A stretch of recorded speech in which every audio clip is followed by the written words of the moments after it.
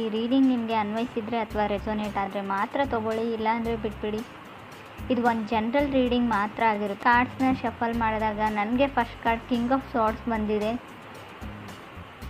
First card king of ಸಾರ್ಡ್ಸ್ ಬಂದಿರೋದ್ರಿಂದ so ಏನೋ plan ಇದೆ, ಯಾವುದನ್ನು ಎಕ್ಸಿಕ್ಯೂಟ್ ಮಾಡಬೇಕು ನೀವು, ನಿಮ್ಮ ಪಾರ್ಟ್ನರು.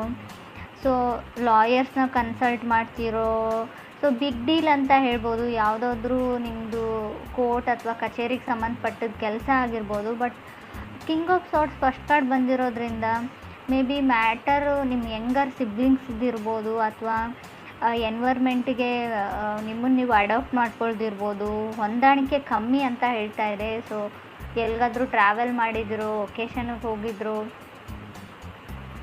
ಸ್ವಲ್ಪ ಹಣಕಾಸಿನ ಬಗ್ಗೆ ನೀವು ಸ್ವಲ್ಪ ಸ್ಟ್ರಿಕ್ಟಾಗಿರಬೇಕು ಅಂತ ಹೇಳುತ್ತೆ. ಹಾಗೆ ಯಾವುದಾದ್ರೂ ವಸ್ತುಗಳು ಕಳೆದೋಗಬಹುದು, ಸ್ಪೆಷಲಿ ದುಡ್ಡಿನ ಬಗ್ಗೆ ಜೋಪಾನವಾಗಿರಿ ಅಂತ ಕಾರ್ಡ್ ಹೇಳುತ್ತೆ ಕಿಂಗ್ ಆಫ್ ಸಾರ್ಡ್ಸ್ ಇರೋದ್ರಿಂದ.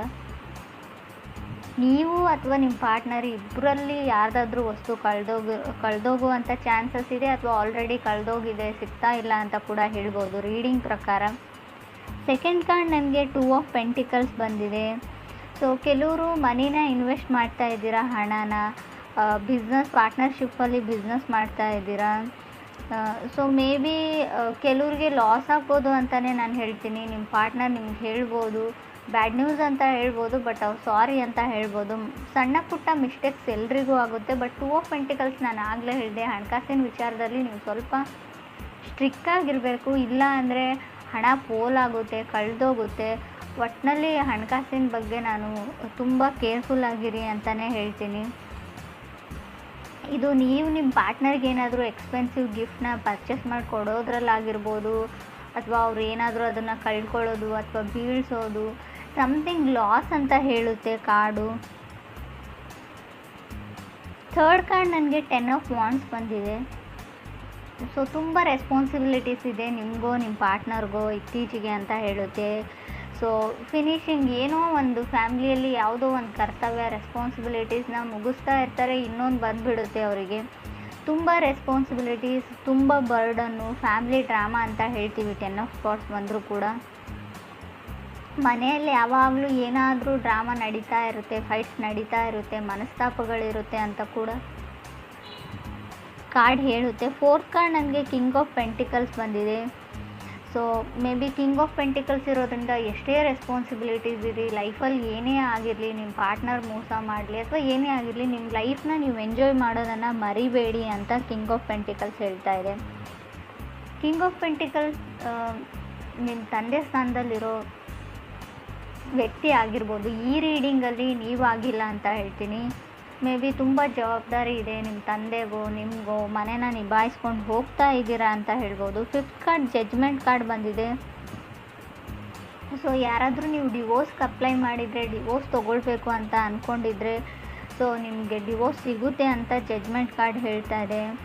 ಸೊ ಏನಾದರೂ ಮಾಡಬೇಕು, ಟೈಮ್ ಟು ಟೇಕ್ ಆ್ಯಕ್ಷನ್ ಅಂತ ಹೇಳುತ್ತೆ card judgement card. Do or die ಆಗಿರಲಿ, ಏನೇ ಆಗಿರಲಿ, ಎಷ್ಟೇ ರಿಸ್ಕ್ ಇರಲಿ,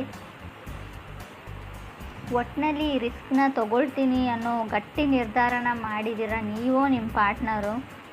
6 ಕಾರ್ಡ್ ನನಗೆ 2 ಆಫ್ ಕಪ್ಸ್ ಬಂದಿದೆ. 2 ಆಫ್ ಕಪ್ಸ್ ನಾವು ಕೆಲವೊಮ್ಮೆ ಲವರ್ಸ್ ಕಾರ್ಡ್ ಅಂತ ಕನ್ಸಿಡರ್ ಮಾಡ್ತೀವಿ. ಸೊ ನಿಮ್ಮ ಲೈಫಲ್ಲಿ ಹೊಸ ಪರ್ಸನ ಎಂಟ್ರಿ ಆಗಿದೆ. ಸೊ ತುಂಬ ಬೇಬಿ ಸ್ಟೆಪ್ಸ್ ಸ್ಟಾರ್ಟಿಂಗ್ ಇದೆ, ಫಾಲಿಂಗ್ ಇನ್ ಲವ್ ಅಂತ ಹೇಳ್ತೀವಿ. ಸೊ ತುಂಬ ಕಲಿತಾ ಇದ್ದೀರಾ, ನೀವು ನಿಮ್ಮ ಪಾರ್ಟ್ನರಿಂದ ಕಲಿತಾ ಇದ್ದಾರೆ, ನಿಮ್ಮ ಪಾರ್ಟ್ನರ್ ನಿಮ್ಮಿಂದ ಕಲಿತಾ ಇದ್ದಾರೆ. ಅಂಡರ್ಸ್ಟ್ಯಾಂಡಿಂಗ್ ಇದೆ. ಸೊ ತುಂಬ ಕ್ಯೂಟ್ ಆಗಿರೋ ಲವ್ ಸ್ಟೋರಿ ಅಂತ ಹೇಳ್ಬೋದು 2 ಆಫ್ ಕಪ್ಸ್ ಇರೋದ್ರಿಂದ. 7th ಕಾರ್ಡ್ ನನಗೆ ಪೇಜ್ ಆಫ್ ಪೆಂಟಿಕಲ್ಸ್ ಬಂದಿದೆ. ಸೊ ಪೇಜ್ ಆಫ್ ಪೆಂಟಿಕಲ್ಸ್ ನಿಮ್ಮನ್ನು ಯಾರೋ ಕಾರ್ನರ್ ಮಾಡ್ತಾ ಇದ್ದಾರೆ. ನೀವು ಸ್ಕೂಲ್ಗೆ ಹೋಗ್ತಾ ಇದ್ದರೆ, ಕಾಲೇಜಸ್ಸಲ್ಲಿದ್ದರೆ ಅಥವಾ ಆಫೀಸಲ್ಲಿದ್ದರೂ ಕೂಡ ನಿಮ್ಮನ್ನು ಒಂಟಿಯಾಗಿ ಮಾಡೋಕ್ಕೆ ಟ್ರೈ ಮಾಡ್ತಾ ಇದ್ದಾರೆ. ಅವ್ರದ್ದೇ ಒಂದು ಗ್ರೂಪು, ನೀವು ಒಬ್ಬರೇ ಇರ್ತೀರ, ಯಾರೂ ಮಾತಾಡಲ್ಲ, ಜನ ನಿಮ್ಮನ್ನು ಟೀಸ್ ಮಾಡ್ತಾರೆ, ಅವಮಾನ ಮಾಡ್ತಾರೆ. ಕೆಲವರು ಆ ಥರ ಸಿಚುವೇಶನಲ್ಲಿದ್ದೀರಾ. ಸೊ ತುಂಬ ಕಷ್ಟ ಆಗ್ತಾ ಇದೆ, ಚಾಲೆಂಜ್ ಅಂತ ಅನ್ನಿಸ್ತಾ ಇದೆ ಕೆಲವ್ರಿಗೆ ಇಲ್ಲಿ ಅವ್ರ ಫೀಲಿಂಗ್ಸ್ನ ಎಕ್ಸ್ಪ್ರೆಸ್ ಮಾಡ್ಕೊಳ್ಳೋದ್ರಲ್ಲಿ. ಸೊ ನಿಮ್ಗೆ ಯಾರೋ ಇಷ್ಟ, ಅವ್ರು ಬೇರೆ ಕಡೆ ಒಂದು ಗ್ರೂಪಲ್ಲಿ ಇರ್ತಾರೆ, ಅಥವಾ ನೀವು ಒಂದು ಕಡೆ ಗ್ರೂಪಲ್ಲಿದ್ದೀರಾ, ಅವ್ರು ಕಾರ್ನರ್ ಮಾಡಿದ್ದಾರೆ ನಿಮ್ಮ ಗ್ರೂಪಲ್ಲಿರೋರು. ಸೊ ನಿಮಗೆ ಅವ್ರು ಇಷ್ಟ, ಹೇಗೆ ಹೋಗಿ ಎಕ್ಸ್ಪ್ರೆಸ್ ಮಾಡ್ಕೊಳ್ಳಿ, ನಿಮ್ಮ ಫ್ರೆಂಡ್ಸ್ ಏನು ಅಂದ್ಕೊಳ್ತಾರೆ ಅನ್ನೋ ಯೋಚನೆಯಲ್ಲಿ ನೀವಿದ್ದೀರೋ, ಅಥವಾ ಅದರ್ ಪರ್ಸನ್ ಇರ್ಬೋದು. 9th ಕಾರ್ಡ್ ನನಗೆ 8 ಆಫ್ ಕಪ್ ಬಂದಿದೆ. ಸೊ ಕೆಲವ್ರದ್ದು ಮೈಂಡ್ ತುಂಬ ಚೇಂಜ್ ಆಗಿದೆ, ಮೈಂಡ್ ಲಾಸ್ಟ್ ಅನ್ನೋ ಫೀಲಿಂಗಲ್ಲಿದ್ದಾರೆ. ಲಾಸ್ಟ್ ಮಿನಿಟ್ನಲ್ಲಿ ಯಾವುದಕ್ಕಾದ್ರೂ ನಿಮ್ಮ ಮೈಂಡ್ ಚೇಂಜ್ ಮಾಡ್ತಾ ಇರ್ಬೋದು. ಸೊ ಆ ಥರ ಇದ್ದರೂ ಕೂಡ ಕಾರ್ಡ್ ಬಂದಿರುತ್ತೆ. ಕೆಲವ್ರಿಗೆ 8 ಆಫ್ ಕಪ್ಸ್ ಇರೋದನ್ನು ಬಿಟ್ಟು ಇಲ್ಲದೆ ಇರೋದ್ರ ಕಡೆ ಇಮ್ಯಾಜಿನೇಷನ್ ಅಂತ ಹೇಳ್ತೀವಿ, ಅಥವಾ ನಿಮ್ಮ ಹತ್ರ ಎಲ್ಲ ಇರುತ್ತೆ ಆದರೂ ಕೂಡ ಏನೋ ಒಂದು ದೂರದ ಬೆಟ್ಟ ನುಣ್ಣಗೆ ಅಂತೀವಿ.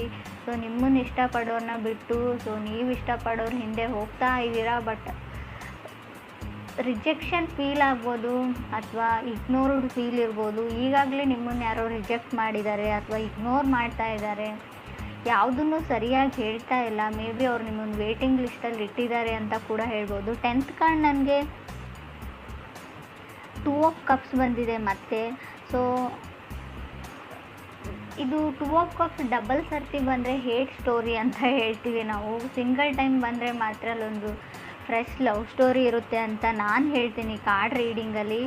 ಸೊ ಜನ ನಿಮ್ಮನ್ನು ಯಾವಾಗಲೂ ಹೇಟ್ ಮಾಡ್ತಾರೆ ಅಂತ ಕೆಲವ್ರಿಗೆ ಅನ್ಸೋಕ್ಕೆ ಸ್ಟಾರ್ಟ್ ಆಗಿರ್ಬೋದು.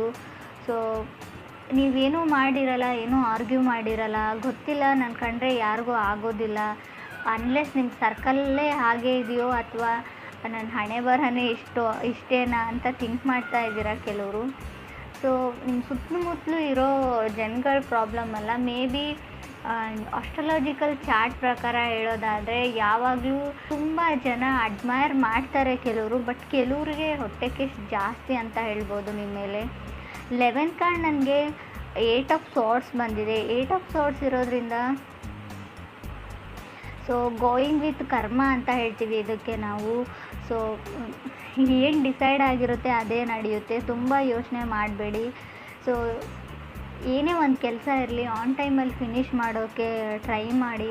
ತುಂಬ ಇನ್ಫ್ಯಾಕ್ಚುಯೇಷನ್ನಲ್ಲಿ ಸೊ ಓದೋದನ್ನ ಹಾಳು ಮಾಡ್ಕೊಳ್ತಾ ಇದ್ದೀರಾ ಕೆಲವರು.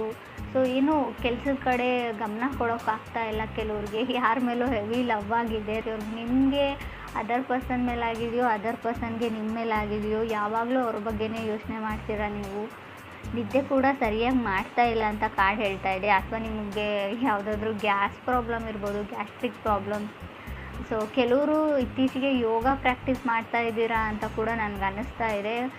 Because of 8 of cups 2 of cups ನನಗೆ 8 ಆಫ್ ಸಾರ್ಟ್ಸ್ ಇರೋದ್ರಿಂದ 8 ಮಧ್ಯೆ 2 ಬಂದರೆ ಮೇ ಬಿ ನೀವು ಯೋಗ ಪ್ರಾಕ್ಟೀಸ್ ಮಾಡ್ತಾ ಇದ್ದೀರಾ, ಜಿಮ್ ಜಾಯ್ನ್ ಆಗಿದ್ದೀರಾ, ಏನೋ ಒಟ್ಟಿನಲ್ಲಿ ಮಾಡ್ತಾ ಇದ್ದೀರಾ. ಹೆಲ್ತ್ ಇಶ್ಯೂಸ್ನ ಕೆಲವೊಂದನ್ನ ಕ್ಲಿಯರ್ ಮಾಡ್ಕೊಳ್ಳೋಕ್ಕೆ ಅಂತ ಅನಿಸುತ್ತೆ. 12th ಕಾರ್ಡ್ ನನಗೆ ಸ್ಟಾರ್ ಕಾರ್ಡ್ ಬಂದಿದೆ.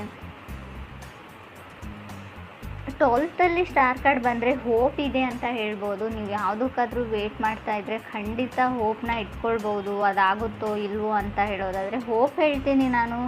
ಸೊ ಟೈಮ್ ತೊಗೊಳ್ಬೋದು, ಖಂಡಿತವಾಗ್ಲೂ ಅದಾಗೋದಿಲ್ಲ ಅಂತ ಹೇಳಲ್ಲ, ಆಗುತ್ತೆ. ಬಟ್ ಅಷ್ಟೊಂದು ಟೈಮ್ ನೀವು ಇನ್ವೆಸ್ಟ್ ಮಾಡೋಕ್ಕೆ ರೆಡಿ ಇದ್ದರೆ ಓಕೆ, ಅವ್ರಿಗೋಸ್ಕರ ಕಾಯ್ತೀನಿ ಅಂದರೆ ಓಕೆ. ಬಟ್ ತುಂಬ ಚಾಲೆಂಜಸ್ ಬರುತ್ತೆ. ಲಾಸ್ಟಲ್ಲಿ ಸ್ಟಾರ್ ಕಾರ್ಡ್ ಬಂದರೆ ತುಂಬ ಚಾಲೆಂಜಸ್.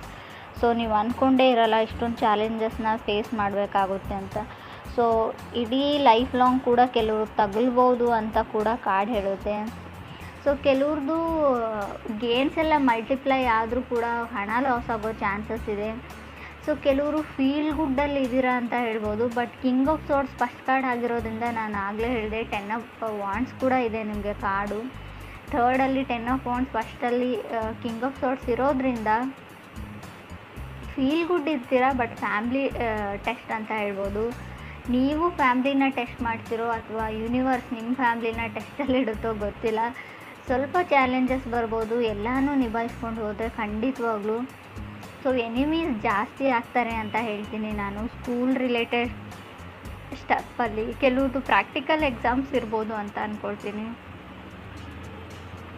ಕೆಲವರು ಕ್ರೇಜಿ ಇನ್ ಲವ್ವಲ್ಲಿ ಇದ್ದೀರಾ ಅಂತ ಹೇಳ್ಬೋದು. ಸೊ ಕೆಲವ್ರಿಗೆ ನೋಬಡಿ ಕ್ರಾಸ್ ಮೀ ಅನ್ನೋ ಲೆವೆಲಲ್ಲಿದ್ದೀರಾ. ಕಿಂಗ್ ಆಫ್ ಸಾರ್ಟ್ಸ್ ಅಂದರೆ ಒಂದು ಈಗೋ ಇರುತ್ತೆ, ಸಣ್ಣ ಮಟ್ಟದ ಈಗೋ. ನನಗೆಲ್ಲ ಗೊತ್ತು, ನನ್ನನ್ನು ಯಾರೂ ಕ್ರಾಸ್ ಮಾಡಿ ಹೋಗೋಕ್ಕಾಗಲ್ಲ, ನನ್ನ ಕಡೆ ಯಾರೂ ಬೆರಳು ಮಾಡಿ ತೋರಿಸಲ್ಲ. ನಾನು ಆಗಲೇ ಹೇಳಿದೆ ಕಾರ್ನರ್ ಮಾಡ್ತಾ ಇದ್ದಾರೆ. ನೀವು ಯಾರನ್ನಾದ್ರೂ ಕಾರ್ನರ್ ಮಾಡ್ತಾಯಿದ್ದೀರೋ, ನಿಮ್ಮನ್ನು ಯಾರಾದರೂ ಕಾರ್ನರ್ ಮಾಡ್ತಾಯಿದ್ರು ಯಾವುದಕ್ಕೂ ಹುಷಾರಾಗಿರಿ. ಸೊ ಎನಿಮೀಸ್ ಜಾಸ್ತಿ ಆಗ್ತಾರೆ. ಸೊ ನಿಮ್ಮ ಫೀಲಿಂಗ್ಸ್ನ ಕಂಟ್ರೋಲ್ ಮಾಡ್ಕೊಳ್ಳಿ. ಕೋಪ ಬಂತು ಅಂತ ಅದನ್ನು ಯಾರ ಮೇಲೂ ತೋರಿಸ್ಬೇಡಿ, ಕಂಟ್ರೋಲ್ಡ್ ಆಗಿರಿ.